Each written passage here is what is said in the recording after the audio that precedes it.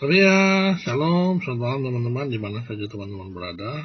Jumpa kembali dengan Maranatha di channel kesayangan kita, channel Warnai, channel pejuang yang penuh kasih. Iya itu Santi. Dari Puncak Tikala, saya Maranatha MN mengucapkan selamat menyaksikan tayangan ini. Puji Tuhan, teman-teman, jika sempat saya diberikan kesempatan untuk menyapa teman-teman di malam hari ini, dan topik yang saya ingin angkat di sini terkait dengan satu kajian. Ya, ada pernyataan bahwa Islam itu merupakan salah satu sekte dari agama Nasrani. Nah, kita coba angkat pernyataan ini apakah benar melalui literatur referensi yang justru digunakan oleh saudara-saudara kita umat muslim, yakni apa yang ada di Al-Quran, kemudian sejarah-sejarah yang disebut sebagai sirah, atau mungkin kita ambil dari kitab tafsir-tafsir ya. Nah, di sini nanti kita akan coba melihat apa alasan sebenarnya kok sampai dikatakan bahwa Islam itu merupakan sekte dari agama Nasrani ya. Jika ada saudara-saudara saya yang mau berdiskusi ya, supaya ini tidak dianggap sebuah kajian monolog, saya selalu mengatakan ini adalah kajian bersama ya. Silakan teman-teman untuk bisa nanti saya undang masuk ke channel ini, kita bisa diskusi bersama ya. Paham ya teman-teman ya. Jadi jangan merasa bahwa ini hanyalah monolog yang dibawakan oleh Maranatha MN karena adanya kebencian terhadap satu agama tertentu. Tidak ya, saya katakan tidak seperti itu. Oke? Nah, mari kita coba kaji satu persatu ya.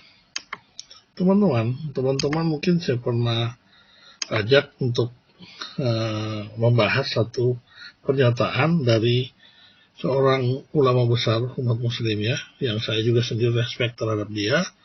Beliau adalah Buya Syakur ya. Buya Syakur pernah menyatakan pernyataan tetapi dianggap orang yang berbeda pandangan dengan Buya Syakur, bahwa Buya Syakur telah menistakan agamanya sendiri ya, yakni kelompoknya Egy Sujana. Nah, mereka menuduh Buya Syakur sebagai seorang kafir karena dia mengatakan bahwa ajaran Islam itu sebenarnya adalah merupakan salah satu sekte dari agama Nasrani. Ya.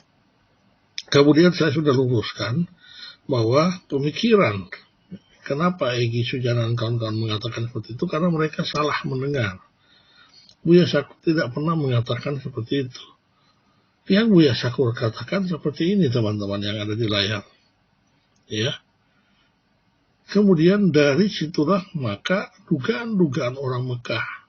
Jadi yang saya tandai garis besar, garis tebal dan di garis bawahi lagi, itu Buya Syakur sedang menceritakan bahwa orang-orang Mekah yang menduga-duga. Jadi bukan pernyataan dari Buya Syakur sendiri, tetapi dia sedang bercerita pada saat itu ya, orang-orang Mekah yang terdiri dari mayoritas orang Quraisy, para kaum musyrikin Quraisy ya, mereka mengatakan atau bertanya-tanya, siapa sih Muhammad ini? Nah, itu kata Buya Syakur ya. Dia seorang anak yatim piatu, hidupnya penuh penderitaan. Kemudian dia banyak bicara masalah persatuan dan kesatuan di Arab ini, karena biasanya mereka terpecah ya. Nah, diduga oleh orang-orang Mekah pada zaman itu. Nah, di sini pernyataan Buya Syakur dipelintir ya. Buya Syakur menyatakan diduga oleh orang-orang Mekah pada zaman itu bahwa Nabi itu diduga bukan membawa agama baru, tetapi ingin membangkitkan sekte baru dalam agama Nasrani. Jadi bukan Buya Syakur yang menyebutkan Nasrani itu, Islam itu sebagai sekte baru dari agama Nasrani, sehingga orang merasa tersinggung ya, mengecap ini kafir, padahal mereka salah dengar. Mereka malah mendengarnya seperti bahwa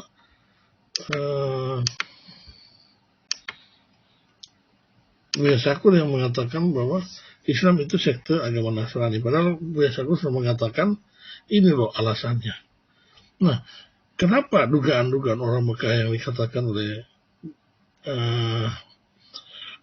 Buya Syakur ini ya, bahwa Nabi Muhammad tidak membawa agama baru tetapi sekte baru, disebabkan oleh hal ini. Jadi ada 4 perkara, ada 4 hal yang dia jelaskan kenapa sih Nabi Muhammad dianggap membawa sekte baru, ya, dan dia kembangkan seperti itu. Nah, di sini dikatakan alasan pertama dari Buya Syakur, ini analisis Buya Syakur sendiri ya, Nabi Muhammad dinikahkan dengan Khadijah radhiyallahu anhu yang beragama bukan Yahudi tetapi bukan pagan Mekah. Jadi istri pertama Khadijah ini ya, yang begitu sangat dicintai oleh Nabi Muhammad karena istri pertama ya, dia mengatakan banyak orang mengatakan Nabi dinikahkan dengan Khadijah, yang mana Nabi ini Khadijah ini bukan beragama Yahudi, bukan juga beragama pagan Mekah. Kalau Islam waktu itu belum ada ya. Jadi dia agama apa? Ya kalau tidak Yahudi, tidak pagan Mekah, berarti ada agama lain yang berkembang di Arab juga, ya, yaitu mengenai Nasrani tadi. Tetapi Nasrani di sana terpecah belah, gitu ya. Ketika menerima wahyu pertama di Gua Hira, Nabi mengkonsultasikan wahyu tersebut dengan pendeta Nasrani yang bernama Warokah bin Nawfal. Nah, yang disebut paman oleh Khadijah, dan dia dibawa untuk menemui Nabi bisa bertemu dengan dia karena dia memiliki sebuah kesaktian ya, yakni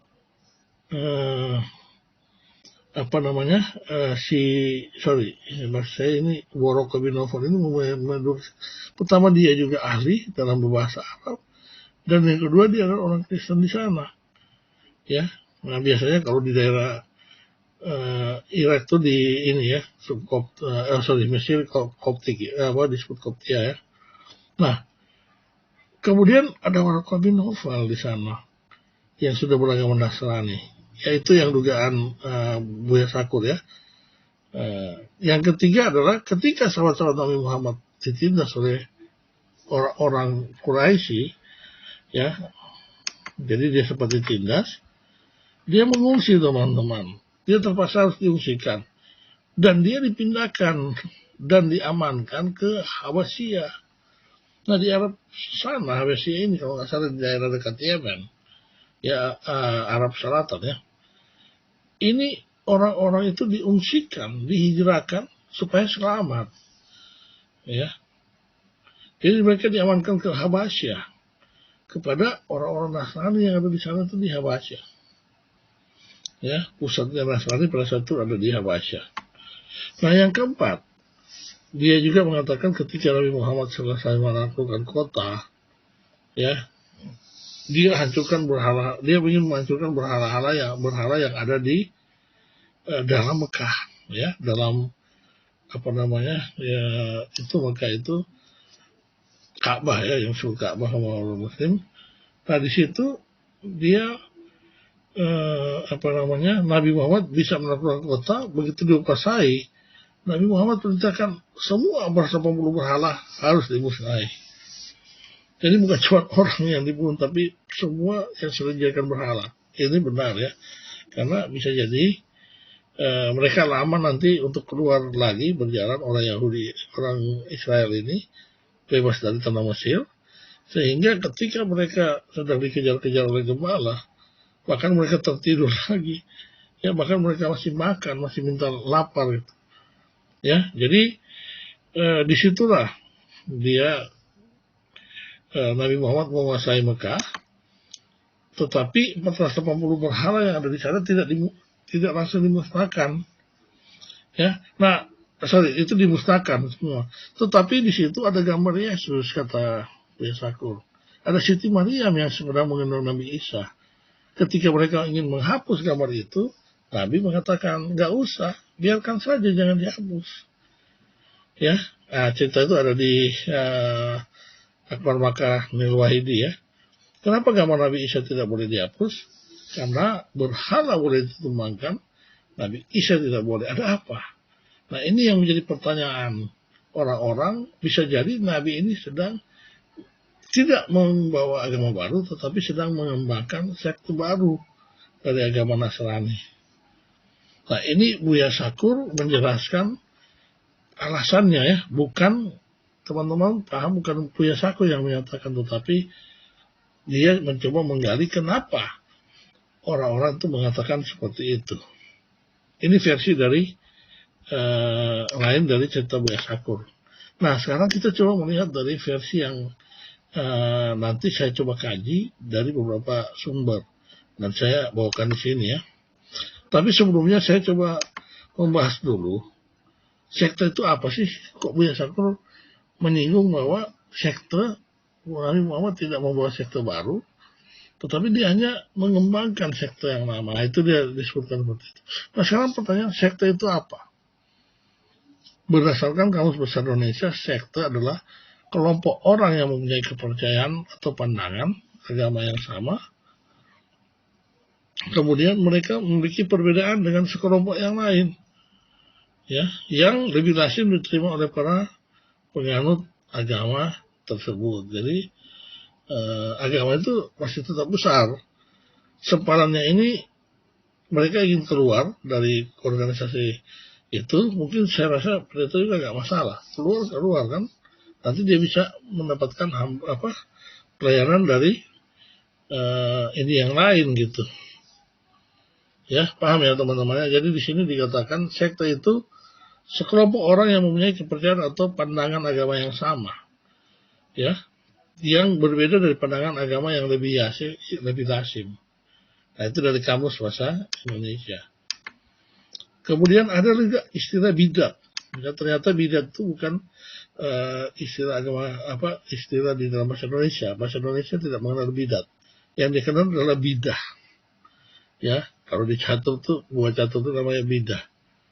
Nah, bidah ini artinya perbuatan yang dikerjakan tidak menurut contoh yang sudah ditonton, termasuk menambah atau mengurangi.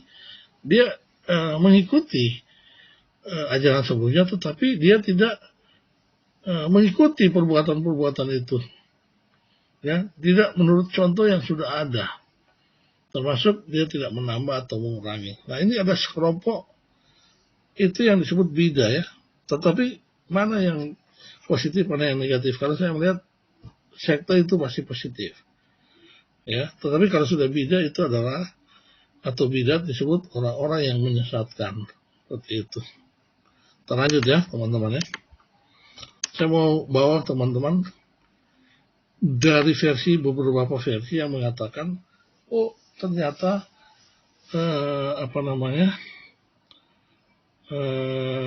Islam itu berasal dari sekte agama Kristen. Nah, di mana kita bisa memahami ini? Teman-teman, saya selalu mengacu pada Quran. Saya tidak mau mengacu pada literatur lain selain pada Quran. Ya, karena kita merespek saudara-saudara kita yang menganggap Quran lah kitab yang paling suci. Jadi ketika mereka membuka Quran, mereka juga harus dalam keadaan bersih, ya. Seperti itu ya. Nah, di surat Al-Maidah ayat 14 ini, apa yang dikatakan Allah kepada umat Nasrani yang sudah ada di Arab sana? Ya, karena Allah sedang, kita lihat dari video-video ini, gencar-gencarnya untuk bisa mempromosikan ini ya, kegiatan tadi ya. Jadi di sini dikatakan, di Al-Maidah ayat 14 dikatakan, sesungguhnya kami ini, di antara orang-orang yang mengatakan sesungguhnya kami ini orang-orang Nasrani, ada yang telah kami atau Allah ambil dari perjanjian mereka, tetapi mereka sengaja melupakan sebagian dari apa yang mereka telah diberi peringatan dengannya. Ya, dan kami timbulkan di antara mereka permusuhan dan akar kebencian sampai hari kiamat. Ya, Allah ini bisa dibilang jahat juga. Ya, karena saya lihat di satu sisi dia begitu mengasihi saudara yang lain, tapi di sisi lain dia yang harusnya mengayomi bisa dibilang orang yang dipercayakan untuk menolong dia, malah dia sebarkan seperti itu. Ya, oke. Jadi orang yang membuat permusuhan dan kebencian di antara orang Kristen. Nah, saya tidak terlalu ini dengan ayat ini, tetapi ada hal yang saya ingin tekankan di sini. Ketika kita baca tafsir ya dari ayat ini, permusuhan yang dimaksud tadi bukan hanya antara Islam dan Kristen, tetapi permusuhan dari tafsir ini adalah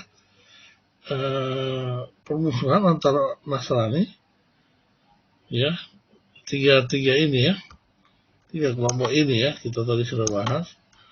Nah, jadi berbeda ya kalau sebenarnya ada yang penting terkait dengan ini, ada yang mengatakan nggak penting kok, yang penting saya tetap belajar aja.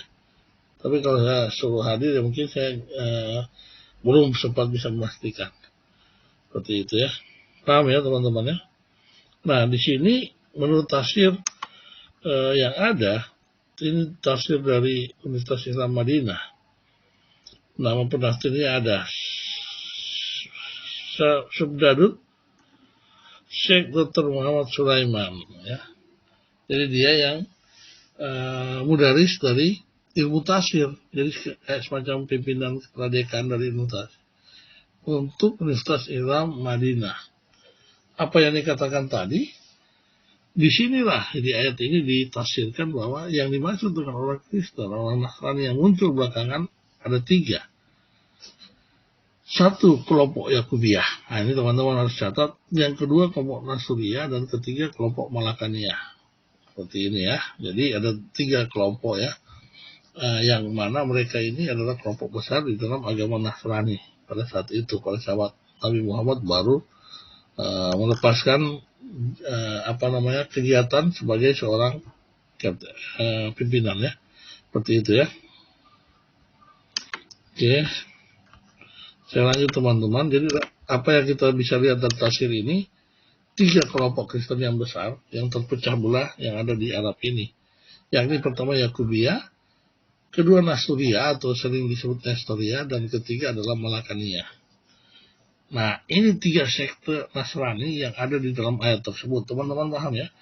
Jadi ayat tersebut ditafsir oleh sang penafsir karena dia ingin mencatat bahwa ada kelompok Nasrani yang ada di kota Madinah. Kemudian mereka saling pecah gitu, nggak kompak. Ya, yakni siapa? Yakubiyah, Nasriyah, dan Malakaniyah. Oke, kalau tadi kan kita melihat dari sisi profesor atau dari sisi ulama besar Buya Syakur. Nah, ini kita melihat dari perspektif dari penafsir lainnya. Nah, kalau kita memahami yang tiga tadi dijelaskan oleh penafsir, ya, ada daftar yang sudah dibuat kelompok gereja Katolik terkait dengan bidah atau sekte-sekte yang muncul setelah kita melakukan kegiatan.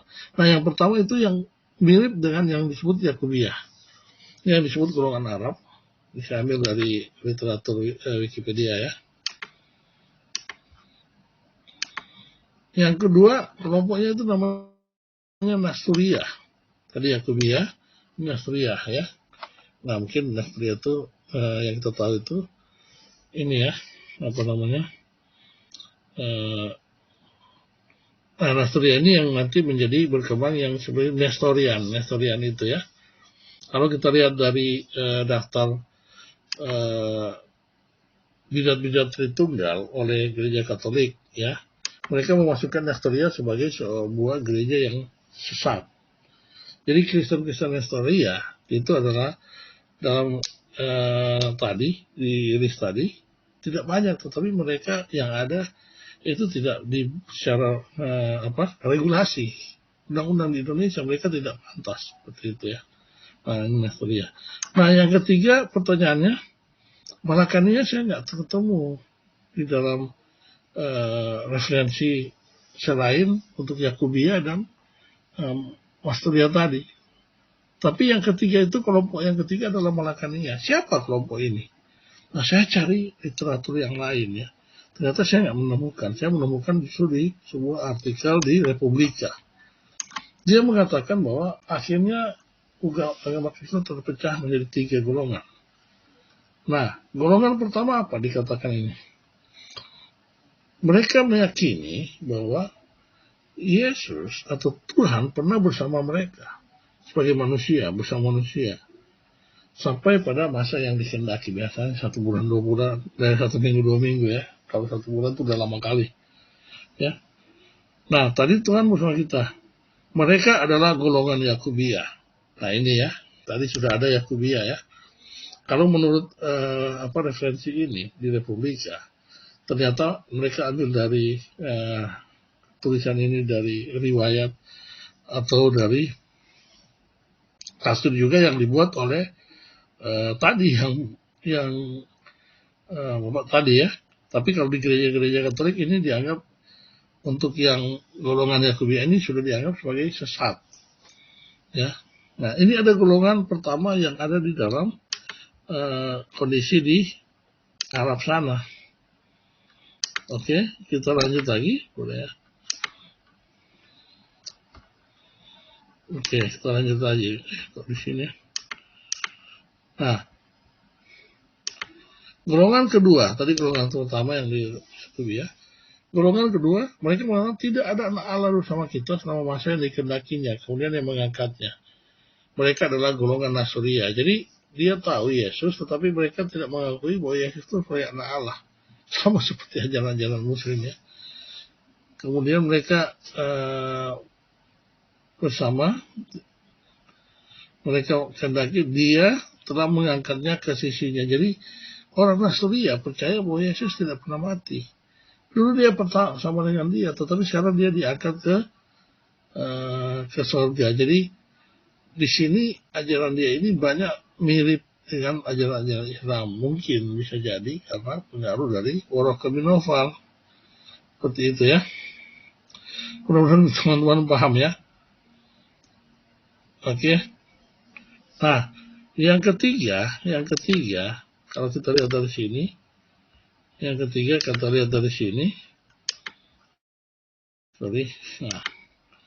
Malakaniyah itu yang mana? Ternyata kalau kita lihat dari literatur yang ini, golongan yang terakhir mengatakan golongan ini tadi hamba Allah dan Rasulnya bersama kita. Jadi Yesus itu dianggap sebagai hamba Allah aja, Rasul, manusia biasa. Ya, seperti selama masa yang dikehendaki Allah sampai kapan. Kemudian Allah mengangkatnya ke sisinya, mereka orang-orang Islam. Dan inilah, bisa jadi inilah yang disebut Malakaniyah. Ya, nah, dari mana ini? Ini adalah, kalau kita lihat di sini, sumber dari tafsir ini ya, teman-teman ya, saya tunjukin. Ini ya, riwayat ini ada dalam Ibnu Jarir. Nah, ini saya belum ketemu nanti, saya akan cari. Ya, dia ada dalam Ibnu Jarir, ya, yang diriwayatkan juga oleh Imam Nasai dalam tafsir ayat yang di dalam kata Sunan Ibnu Nasai. Nah, ini ada di hadis-hadis Sunan Ibnu Nasai. Nanti kita cari terkait dengan orang Nasrani, sekte Nasrani Malakaniyah ini. Justru inilah yang menjadi orang-orang Islam saat itu, ya. Persis ajarannya seperti ajaran yang dipahami, dimengerti oleh orang Islam. Jadi mereka menganggap Yesus sebagai anak Allah aja, hamba Allah, ya. Dia menganggap Yesus sebagai rasul, utusan. Tidak ada menganggap sebagai seorang Tuhan, ya. Dan mereka ini adalah sekte bagian, atau saya malah melihat penyimpangan yang jauh sekali, itu yang namanya bidat. Bidat bukan cuma sekte, tapi bidat dari Kristenan. Dan agama ini dan sekte inilah yang berkembang menjadi Islam, karena ajarannya sama persis gitu. Jadi banyak dari ajaran-ajaran yang ada di dalam agama Malakaniyah ini, Malakaniyah ini, ya, itu adalah yang menjadi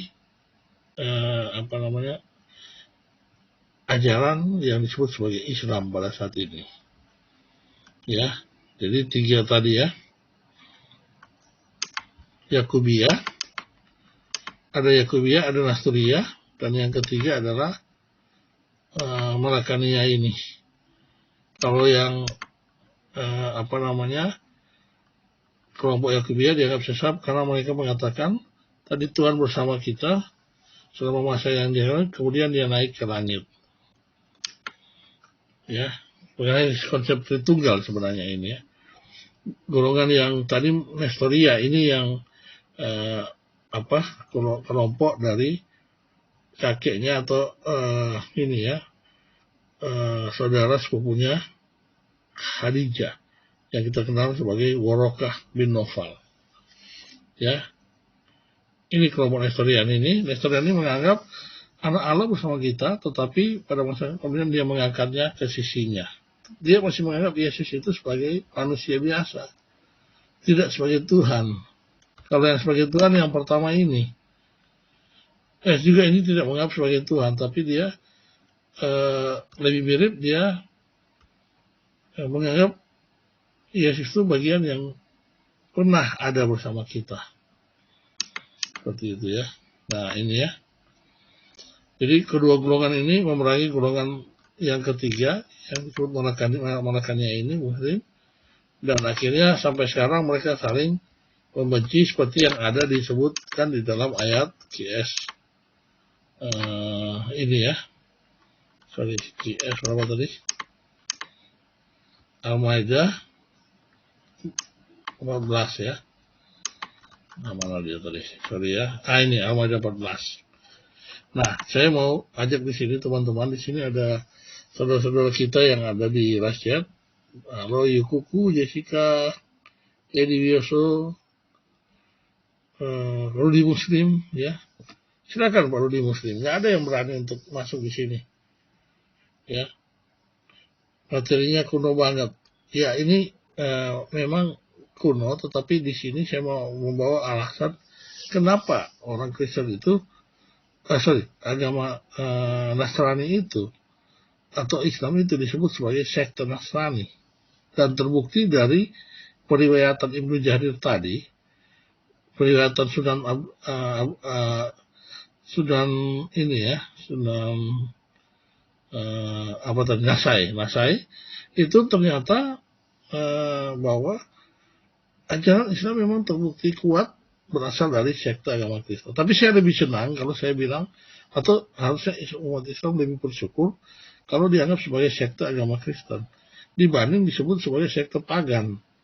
Ya karena banyak juga ajaran-ajaran dari pagan Quraisy yang masuk ke dalam Al-Quran ya, seperti keliling Makkah itu tawaf 7 kali 7 putaran. Itu kan sama seperti ajaran dari para kaum musyrikin penyembah berhala yang setiap saat mereka datang ke ini tadi ya, ke Makkah itu keliling-keliling tawaf sampai tawaf berapa putaran gitu. Kalau muslim naik haji dia akan melakukan 7 putaran, dan ini adalah ritual yang dilakukan oleh para pagan. Nah, lebih baik disebutkan bahwa Islam itu berasal dari sekte Kristen daripada mereka akan disebutkan berasal daripada sekte pagan tersebut ya. Orang-orang yang menyembah patung tetapi seorang-orang sedang menyembah pimpinan atau menyembah Tuhan mereka. Seperti itu ya. Nah, mana Pak ini saya kasih lagi link chat di sini. Mungkin betul kata Pak Rudi bahwa ini topiknya kurang menarik ya, tetapi ini dasar pemahaman kita. Saya membawa ini sebagai dasar pemahaman kita bahwa ternyata memang ya ada sekte yang di dalam Nasrani yang terindikasi kuat ajarannya sama persis dari ajaran Nabi Muhammad. Cuman beberapa aja yang berbeda ya. Seperti tidak dijelaskan mengenai tawaf 7 kali. Tapi itu justru menjadi bahan materi yang dibawa oleh para pagan Quraisy yang ada di Mekah. Seperti itu ya. Oke.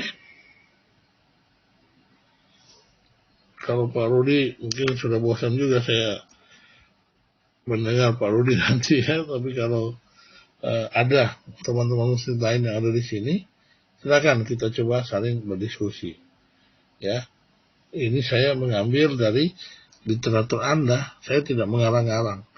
Ya, bahwa ada agama yang Malakania yang begitu gencar untuk mendapatkan tadi order makanannya di sini. Nah, ini yang harus kita waspadai, teman-teman. Seperti itu ya. Oke, kalau tidak ada yang mau berdiskusi di sini, saya rasa saya sudah sampaikan terkait dengan pemahaman orang-orang mengatakan, oh banjir mualaf di sana sini, hujan mualaf tsunami mualaf bahkan, tetapi kenyataannya enggak seperti itu. Justru sebaliknya banyak yang meninggalkan agama ini. Nah, Anda kapan meninggalkan agama seperti ini? Ya, itu terserah teman-teman semua. Oke, saya rasa saya mohon pamit ya teman-teman. Sudah cukup, kita akan berjumpa lagi pada tayangan selanjutnya. Semoga ini bisa memberikan pencerahan ya sebagai bagian dari warming up kita. Tuhan menyertai kita semua. Salam kebajikan. Haleluya. Amin.